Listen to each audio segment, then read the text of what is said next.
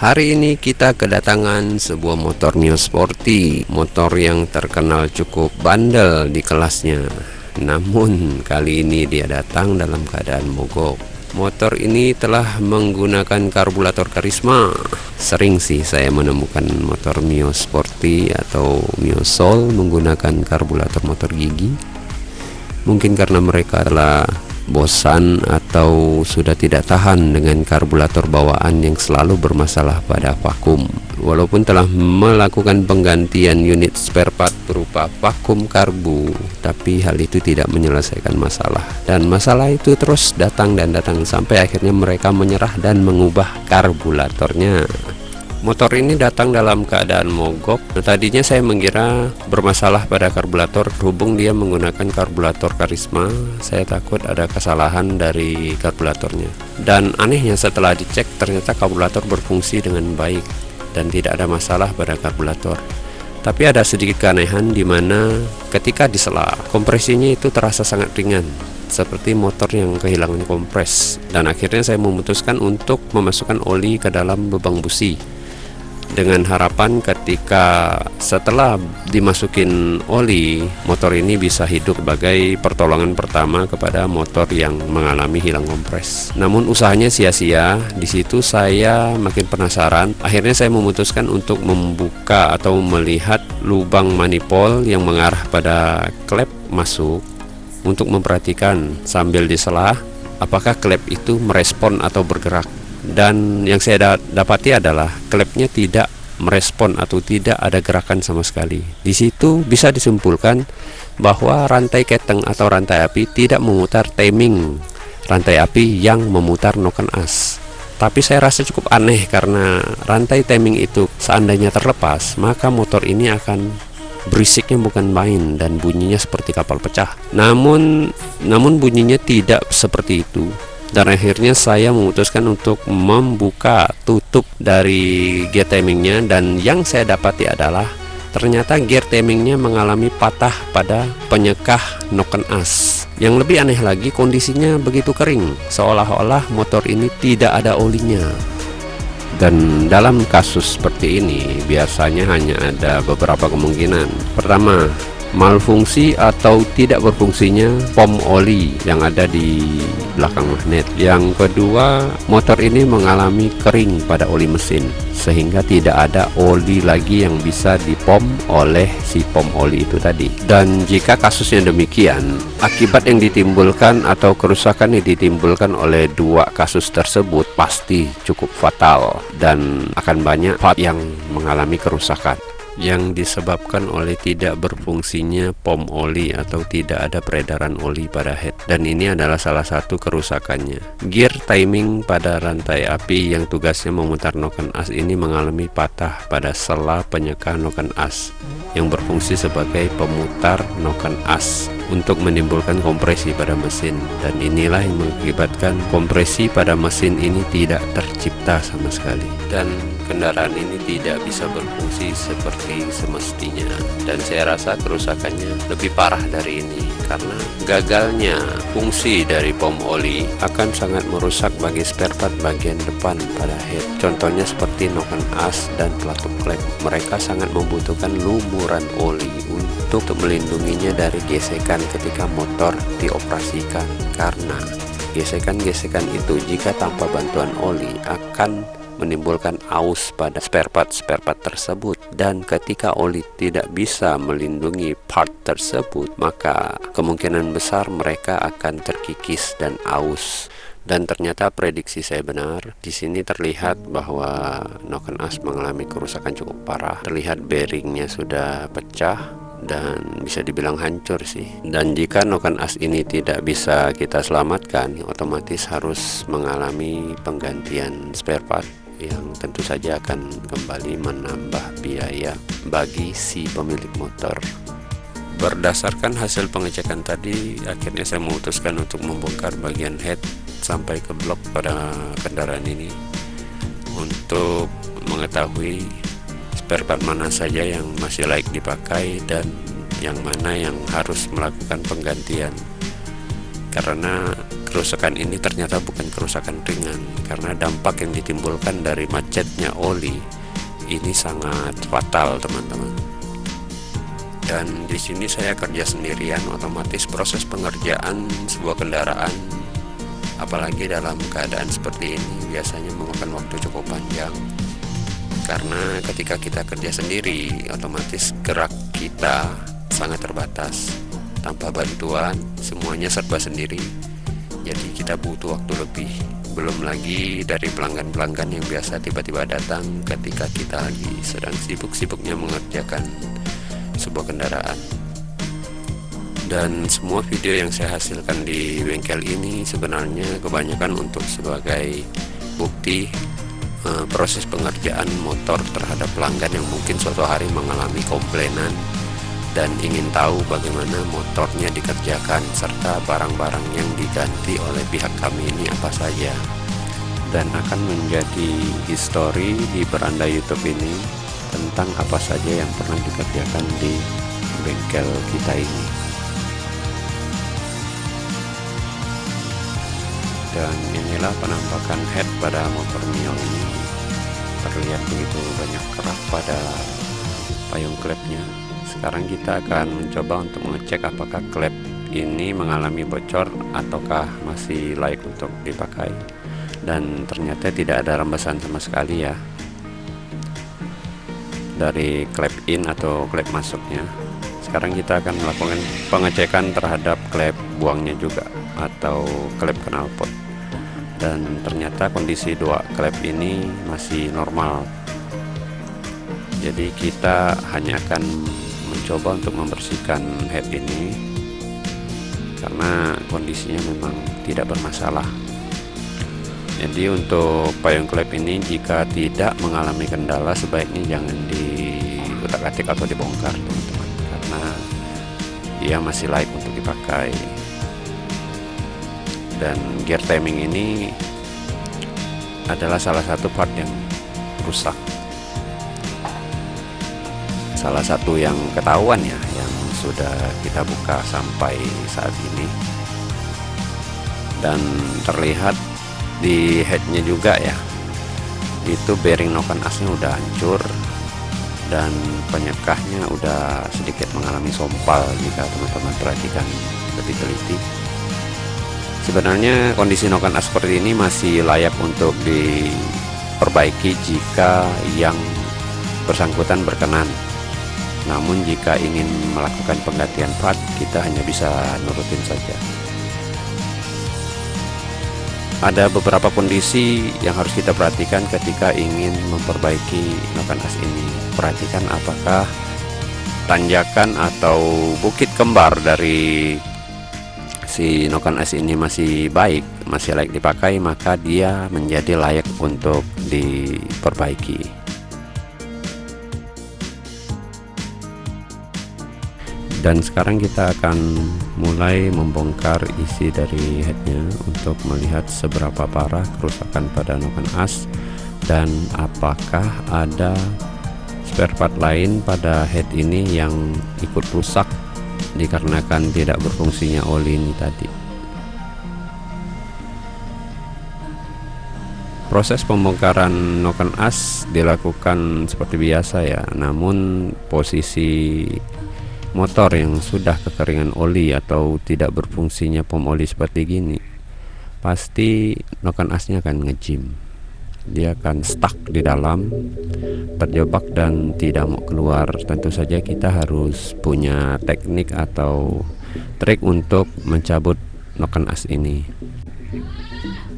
Langkah awalnya kita akan mencabut pin atau pen dari pelatuk klepnya dulu. Dengan kondisi head seperti ini, tentu saja boleh dikatakan semua bushing atau pen yang ada di head ini mengalami overheating dan pasti akan mengalami ngejim. Makanya kita harus punya teknik dan trik tersendiri, dan teknik ini adalah teknik biasa yang dipakai mekanik ya. Di sini saya menggunakan gear dan sebatang baut 12 yang lumayan panjang, gunanya untuk menarik pen daripada pelatuk klep ini supaya naik. Prinsip kerjanya itu seperti dongkrak drat, teman-teman ya. Kita hanya mengunci atau memutar beberapa kali di dalam pen pelatuk klepnya, dan kita akan menggunakan nut yang berada di satunya yang di bawah baut yang kita pegang ini untuk menarik si pen itu naik. Ya, sistem kerjanya kurang lebih seperti dongkrak berat. Karena cara ini saya rasa cukup efektif dan umum ya, lazim dipakai sama mekanik-mekanik. Karena trik ini cukup efektif dan efisien lah. Teman-teman bisa perhatikan bagaimana cara mencabut pen ini. Mungkin bisa untuk menambah trik-trik untuk membongkar head pada kendaraan lain. Tapi saya rasa semua mekanik mungkin paham cara ini. Namun bagi teman-teman pemula mungkin ada yang baru pertama kali melihat trik seperti ini. Dan trik ini mungkin bisa menjadi ilmu baru bagi teman-teman pemula. Bagi yang sudah pro mungkin ini adalah trik kacangan yang sudah sering mereka lihat dan mereka lakukan. Setelah melakukan pencabutan terhadap pen dari pelatuk klep ini, baru kita akan melanjutkan untuk menarik keluar si noken as yang telah mengalami hancur pada bearingnya. Dan kita akan menggunakan trik yang sama seperti kita mencabut pen pelatuk klep ini.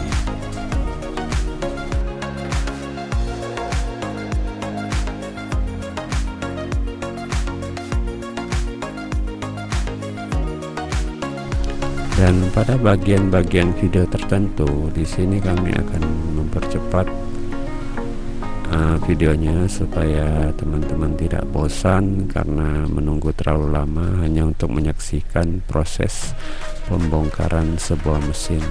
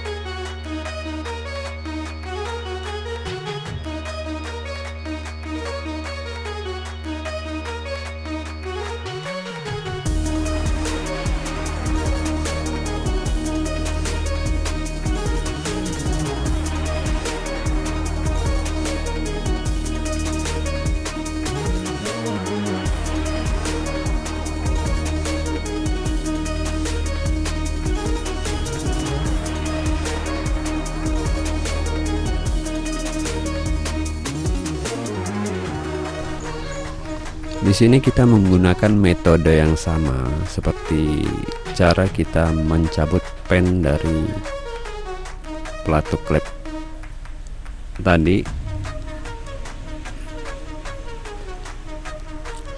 Dikarenakan noken as ini sudah mengalami stuck ya atau ngejim, jadi akan sangat sulit mengeluarkannya secara manual.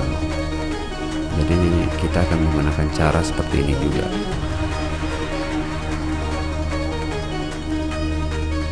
Takutnya kalau kita menggunakan teknik yang salah, takutnya merusak bagian-bagian lain pada head ini.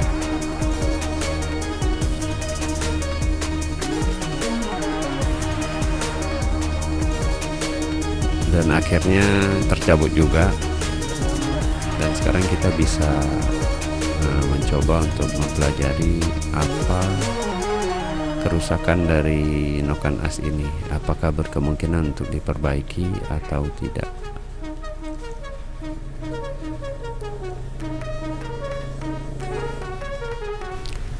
Ini adalah penampakan dari dua pelatuk klep yang telah kita keluarkan.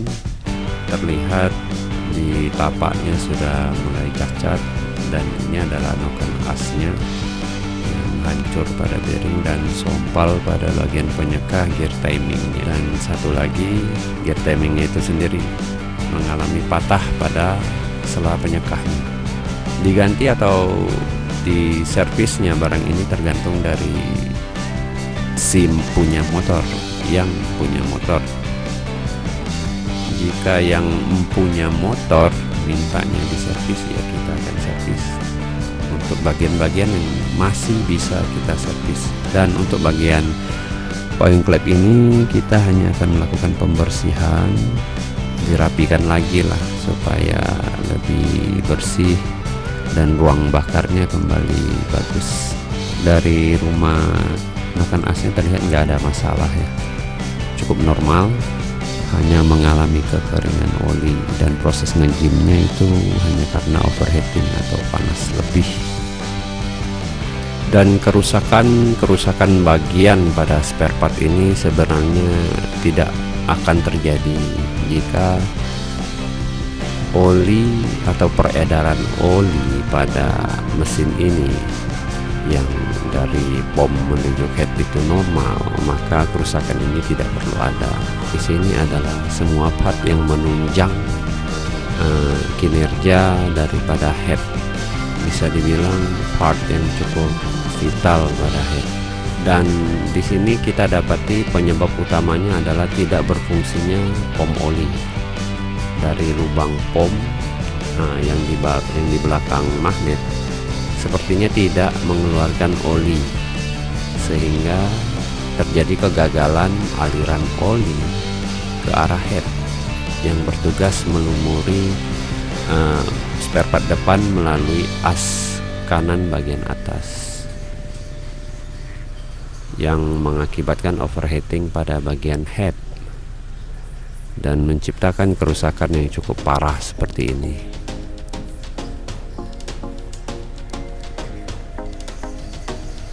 Namun setelah kita melakukan pengecekan lebih lanjut, ternyata bukan gagalnya fungsi pom atau rusaknya pom daripada mesin ini, tapi motor ini mengalami kering pada oli mesin, sehingga walaupun pom oli bekerja dengan baik, tentu saja tidak ada oli yang bisa dihantar ke arah depan atau head yang menyebabkan rusaknya bagian-bagian ini.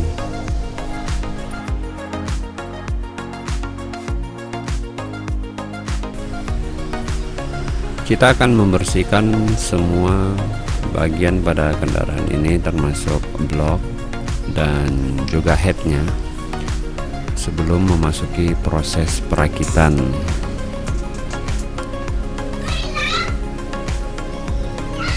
Dan videonya kita percepat saja ya, untuk mempersingkat durasi, supaya teman-teman tidak ngabisin waktu dan kuota hanya untuk mengikuti video ini. Sekedar informasi kepada teman-teman, menurut pengalaman saya selama menjadi mekanik atau bergelut di perbengkelan ini, motor matic itu punya keunikan. Keunikannya adalah sebuah kelemahan. Karena apa? Karena posisi motor yang tidak berasap sekalipun, mereka masih bisa membuat oli mesin itu berkurang. Sampai sekarang belum ada kemungkinan yang pasti ya, kenapa motor ini bisa mengalami pengurangan oli di dalam perut mesinnya. Karena salah satu kondisi untuk atau alasan untuk oli berkurang pada mesin kendaraan itu adalah bocor pada bagian seal atau bagian-bagian tertentu, atau motor itu mengalami ngasap, berasap dalam arti blok piston dan ring piston sudah mengalami kerusakan. Hal itu yang bisa menyebabkan hilangnya oli pada sebuah kendaraan. Tapi pada kenyataannya motor matic memang sering mengalami berkurangnya oli dalam jumlah yang cukup besar, padahal motor itu dalam keadaan normal. Dan sekarang kita akan melakukan pengecekan terhadap POM. Apakah POM pada kendaraan ini masih bisa berfungsi dengan baik. Dengan cara kita akan memasukkan oli ke dalam mesin ini, dan kita akan mencoba untuk memutar magnet atau rengsapnya untuk memastikan kalau POM-nya bisa bekerja. Karena jika prosedur ini tidak dilakukan, tidak menutup kemungkinan hal yang sama akan terjadi. Dan jika hal itu terjadi, yang datang ke kita adalah komplainan dari pasien kita sendiri. Makanya kita harus melakukan prosedur ini untuk mengecek apakah benar POM itu telah berfungsi dengan baik. Karena untuk menghindari kerugian yang cukup besar juga ya.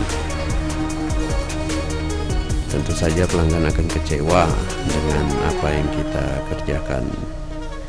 Di sini bisa teman-teman lihat, dan ternyata POM-nya itu berfungsi, teman-teman. Berarti dapat kita simpulkan tidak mengalirnya oli itu disebabkan oleh keringnya oli dalam perut mesinnya. Dan dengan demikian kita bisa melanjutkan proses perakitan mesin ini untuk menuju ke tahap pengetesan, dan ketika pengetesan selesai kita bisa menganggap motor ini telah bisa untuk difungsikan kembali.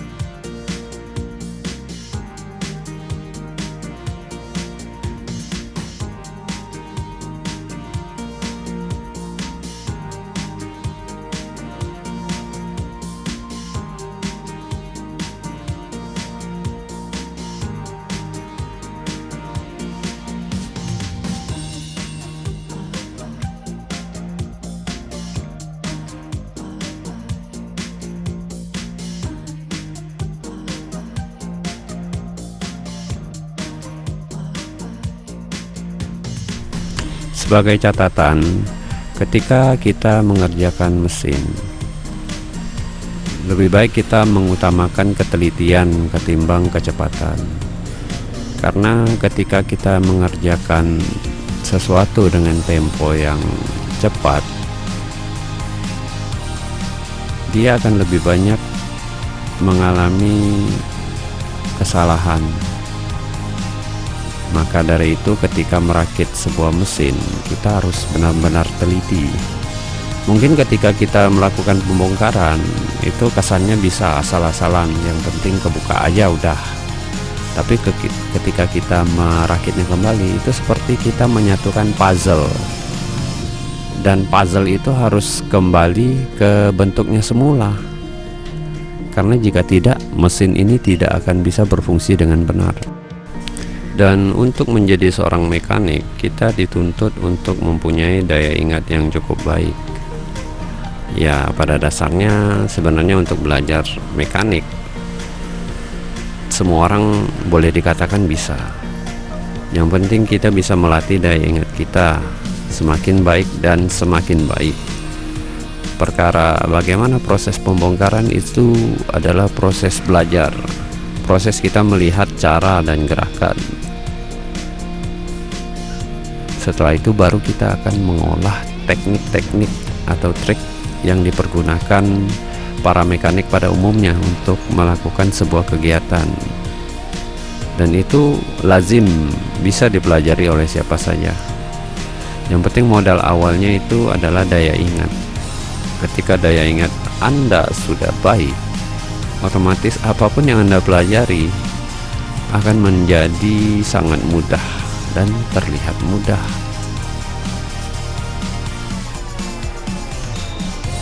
Sekilas seperti menghafal. karena kita dituntut untuk mengingat apa yang telah kita buka letaknya di mana, dan kita akan mengembalikannya ke bentuk dan tempatnya di mana kita membukanya. Maka dari itu kita bisa menyatukan kembali puzzle-puzzle yang telah kita bongkar. Mungkin pada video ini kita tidak akan menyelesaikan sampai ke pengetesan kendaraan ya, karena durasinya bakalan panjang banget dan tentunya akan sangat membosankan bagi teman-teman yang sudah pro di bidang ini. Dan saya ucapkan terima kasih kepada teman-teman yang telah rela menyaksikan video ini sampai detik ini. Saya hanya bisa berharap video ini bisa bermanfaat bagi teman-teman sekalian yang membutuhkan informasi seperti ini atau video-video seperti ini. Dan bagi teman-teman yang mungkin ingin saya untuk membuatkan video-video yang teman-teman inginkan, misalnya tentang perbaikan apa atau bagaimana, silahkan tulis di kolom komentar saja teman-teman. Nanti saya akan coba untuk membuatkan videonya sesuai dengan yang teman-teman inginkan. Ya, hitung-hitung kita berbagi ilmu supaya bisa berguna bagi mungkin penonton yang membutuhkannya, bisa saling sharing, jadi kita tidak terlalu ketergantungan ya sama mekanik atau tukang servis. Jika kita mengetahui cara untuk memperbaikinya, alangkah baiknya kita lakukan sendiri, dan itu bisa menghemat budget kita. Akhir kata, saya ucapkan terima kasih bagi teman-teman yang telah menonton video ini, dan sampai ketemu di video-video kita berikutnya. See you at the next video, and bye-bye.